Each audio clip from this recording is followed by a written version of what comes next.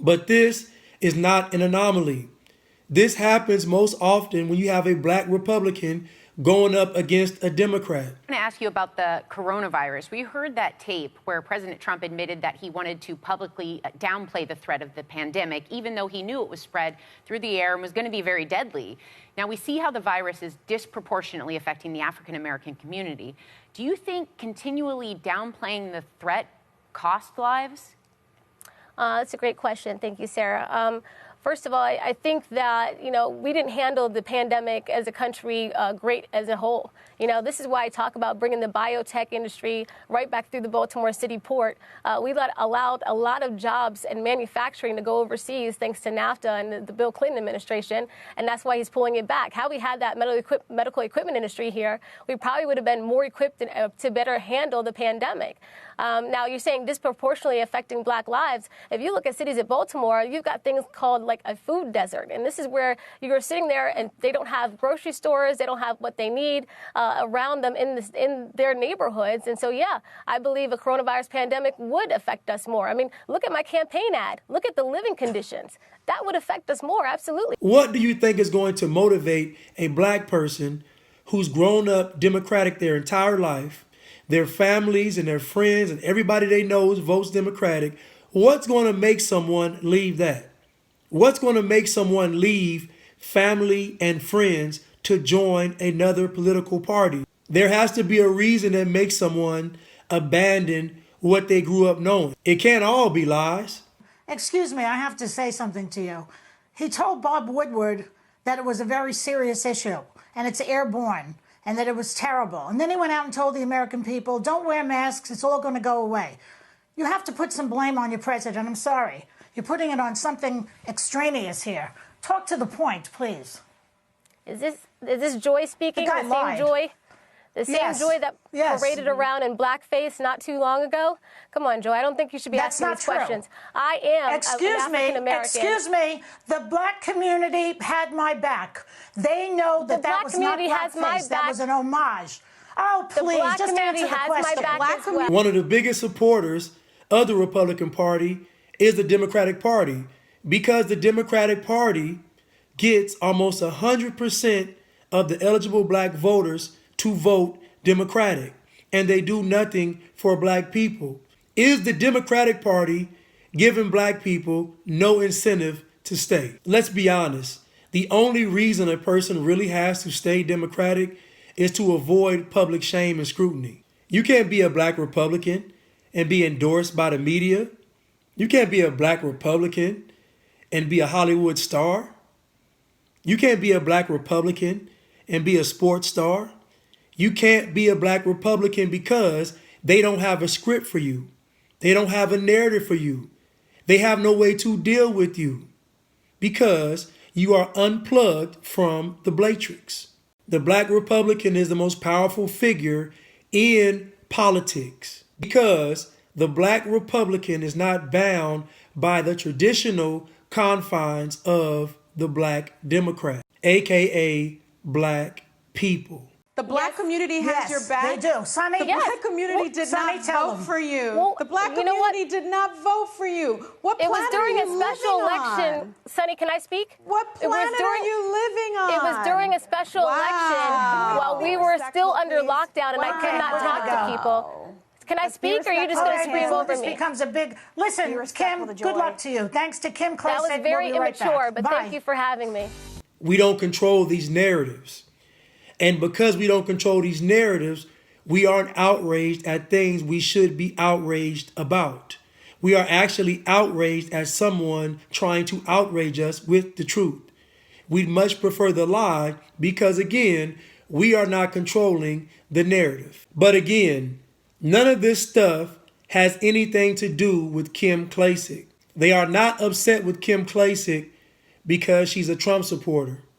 They are not upset with Kim Klacik because she's a Republican. They are upset with Kim Klacik because they don't have a script for her.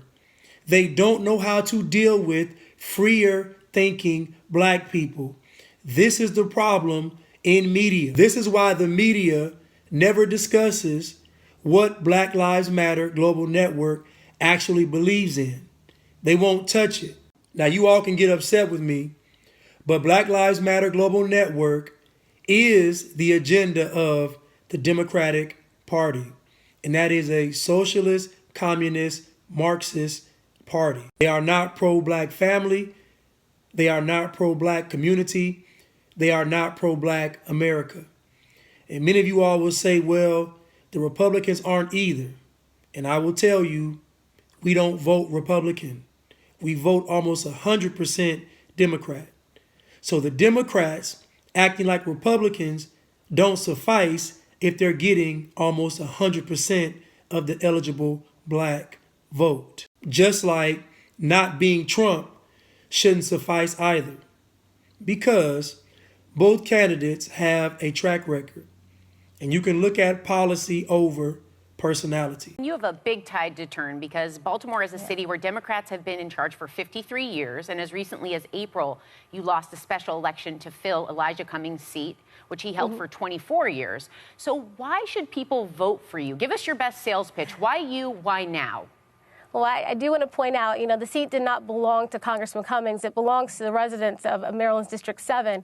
But I want to represent people in all parts of the district. When the video came out, people were saying, well, why were you picking the bad parts of the district? It's not picking the bad parts. If I'm going to represent this district, I need to represent everyone equally. Obviously, there are disparities. We know that President Trump sent $15.7 billion to Baltimore City in 2018, and we don't know where that money has gone. 17,000 vacant homes, if you even rehab those at $150 a pop, you would have rehabbed over 104,000 homes already. So that money is missing, and we need somebody in there to not only find it, but implement it to where it's supposed to go. And so I want to be that person. Now, if you tell me you like Joe Biden simply because you like Joe Biden, then what can I say? That's your choice. That's your preference. You like Joe Biden. If you tell me you like Donald Trump simply because you like Donald Trump, then what can I say? That's your preference. That's your choice. But if you tell me you like or dislike either one of these candidates based on what they've done and haven't done, then I'm going to ask you to show me. Because now you're taking it from opinion and putting it in the category of fact. The most powerful force in politics is a black Republican. There are over 17,000 abandoned buildings in Baltimore. They are a scar on the face of our city. I will support tax credits and incentive programs to give residents a chance to buy and rehabilitate these homes. Everyone deserves a safe community and a chance at home ownership. Let's put the charm back in Charm City. Who will live in these homes? The newly employed constituents of Baltimore City. This district needs more jobs. The best way to get them is by having businesses invest in our community. The Tax Cuts and Jobs Act gives federal tax incentive to drive private investment into opportunity zones just like Baltimore. Who will work in all of these new jobs if we don't have an educated workforce? 9 out of 10 black boys in Baltimore are not reading at grade level. Over a dozen high schools in Baltimore have zero students proficient in math. This is a tragedy. We can end the school to prison pipeline with school choice, providing parents with options to escape schools that do not serve our children. Let's make Baltimore better for our kids. Isn't that the point? Now they're on this show disrespecting this black queen, disrespecting this black girl magic, and you all are going to support it. Just like when they tell you Black Lives Matter, but we are only going to concern ourselves when white police officers kill black people. And as you can see in the end, their emotions got the best of them and joy kicked her off of the show. And one more thing, I saw a lot of people on social media, a lot of black people, claiming to not like Kim Klacik because she had a white husband. I thought that was very odd and strange.